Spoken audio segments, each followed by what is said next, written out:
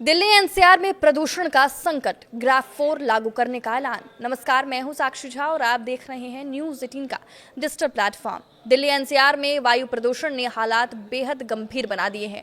राजधानी का वायु गुणवत्ता सूचकांक यानी कि AQI 450 के पार पहुंच गया है, जो स्वास्थ्य के लिहाज से बेहद खतरनाक स्तर है।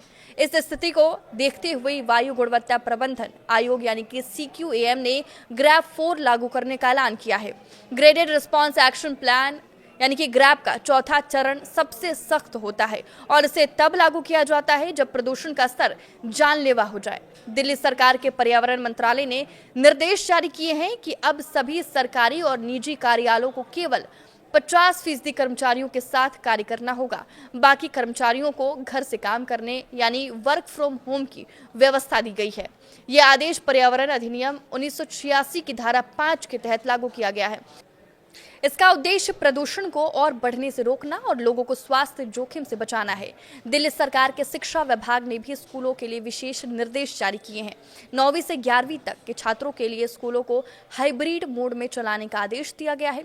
छात्रों को ऑनलाइन और ऑफलाइन दोनों विकल्प उनके लिए उपलब्ध रहेंगे। ये व्यवस्था बच्चों को प्रदूषण के खतरनाक प्रभाव से बचाने के लिए की गई है।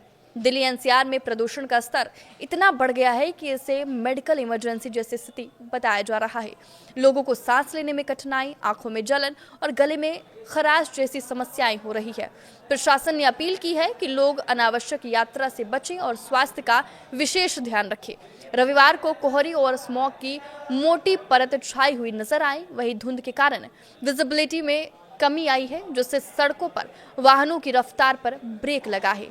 लोग हेडलाइट जलाकर धीरे धीरे गाड़ी चलाते हुए दिखे। साथ ही दिल्ली एयरपोर्ट पर भी विजिबिलिटी कम हुई है। केंद्रीय प्रदूषण नियंत्रण बोर्ड के अनुसार राजधानी के कई इलाकों में एयर क्वालिटी इंडेक्स 500 के करीब दर्ज किया गया है, जो हवा की खतरनाक श्रेणी में आता है।